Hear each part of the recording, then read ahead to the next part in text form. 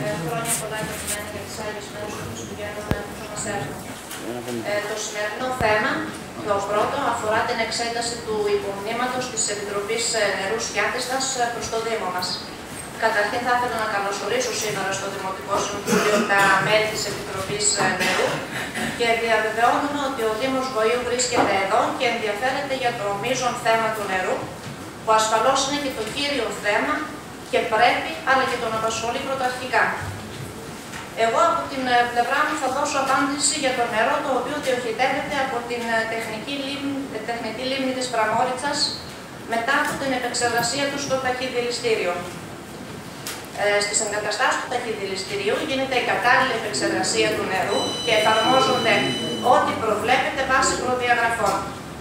Το προσωπικό είναι εξειδικευμένο και άριστα καταρτισμένο. Επίσης υπάρχει εξειδικευμένη χημικός, η οποία προβαίνει σε καθημερινές χημικές αναλύσεις του νερού, από τις οποίες προσκομίζω σήμερα κάποιες εδώ στο Δημοτικό Συμβούλιο και από τις οποίες βγαίνει προς το ακόλουθο πόρισμα ότι προς εξέταση παράμετροι είναι εντός των ορίων, τα οποία θεσπίζονται από την Ευρωπαϊκή Νομοθεσία, επιπλέον εμφανίζουν σταθερότητα, χωρίς να έχουν απόκληση μεταξύ τους, στα διαφορετικά σημεία δειγματοληψίας.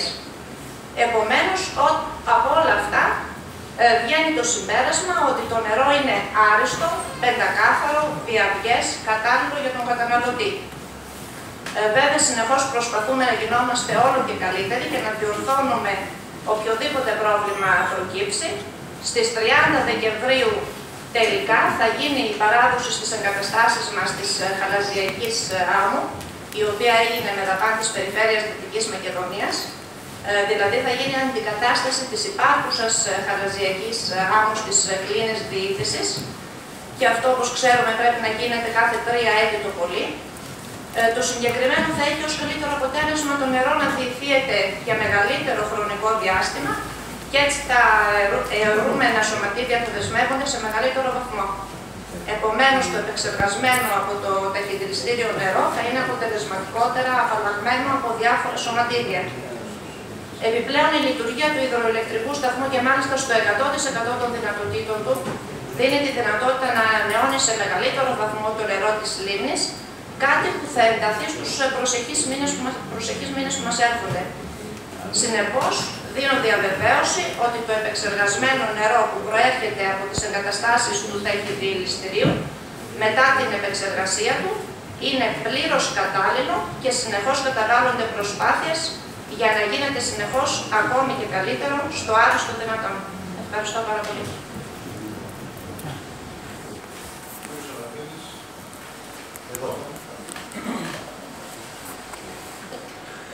Και από την πλευρά της ΔΕΙΑ θα μιλήσει λίγο στο κοινό εδώ, την Επιτροπή που κάναμε εδώ Σκιάθιστα, όσον αφορά την ποιότητα, γιατί μου ζητήσανε τηλεφωνικά να τους ενημερώσουμε για την ποιότητα του νερού, για τους ελέγχους και γενικότερα. Και όσον αφορά και για την οσμή, να ξεκαθαρίσουμε ότι η οσμή αυτή είναι αντιαισθητική, δηλαδή δεν μπορεί να το πείσει όχι ότι είναι το νερό, μη πόνο. Να ξεκαθαρίσουμε κάποια πράγματα. Μια ενημέρωση του κ. Αβραμίδη, που είναι ο αναλυτής, αναλύει όλα τα νερά μας.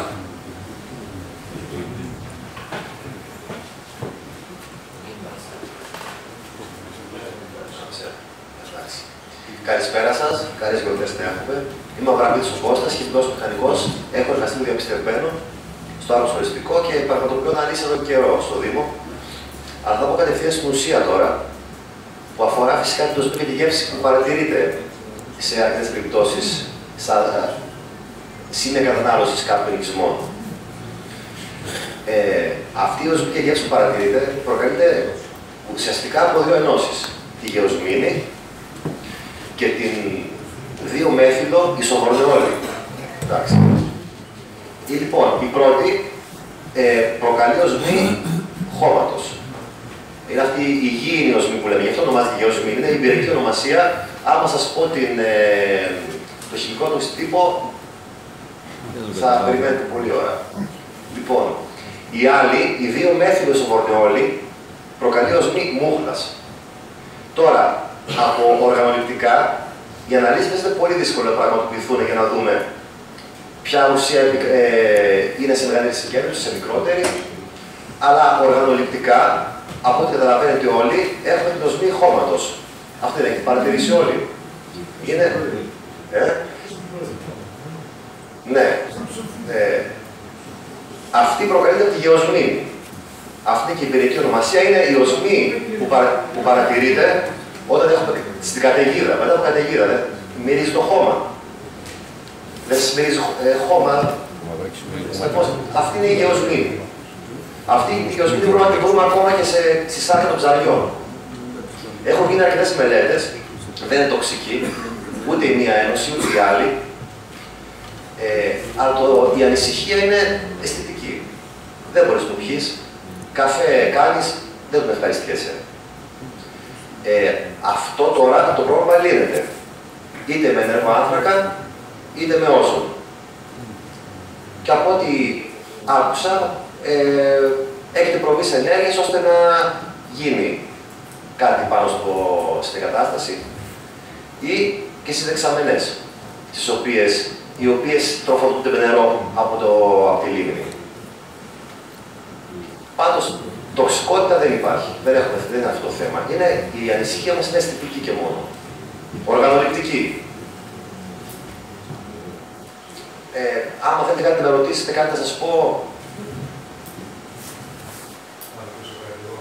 Ο συνάδελφος πώς εμπλέκεται τώρα με το νερό που υπάρχει εργαστήριο πάνω στο φράγμα. Δεν υπάρχει πρόβλημα στις αναλύσεις. Είναι μια κυρία Τσαφίλη, που λέω καλά.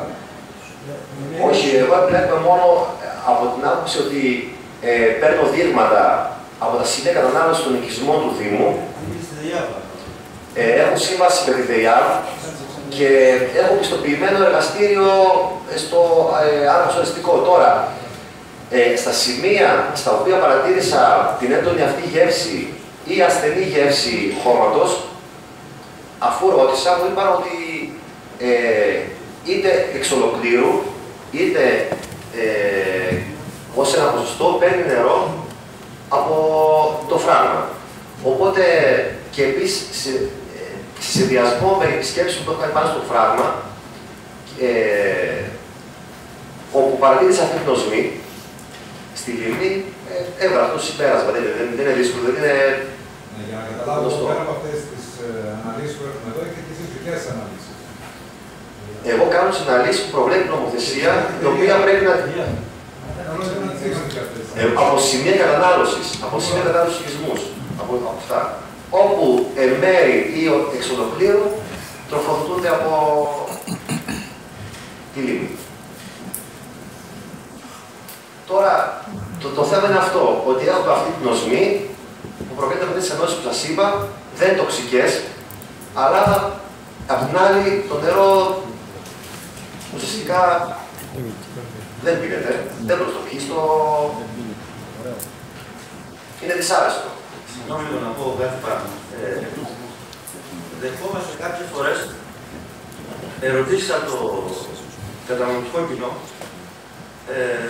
Φοβάται ο κόσμος. Σου λέει είναι νερό που μυρίζει, είναι επικίνδυνο και όλα αυτά. Δηλαδή, εγώ θέλω να ξεκαθαριστεί το εξής, ότι το νερό είναι μόνο η οσμή αυτό το πρόβλημα που έχει. Κατά τα άλλα, μπορεί να το πιει ο καθένας άποψα. Είναι αντιστοιχικό. Θα μου πείτε νερό που μυρίζει, πώς θα το πιούμε. Δυστυχώς αυτό είναι. Όχι έχουμε εναλλακτικές, χρησιμοποιούμε σάλτ.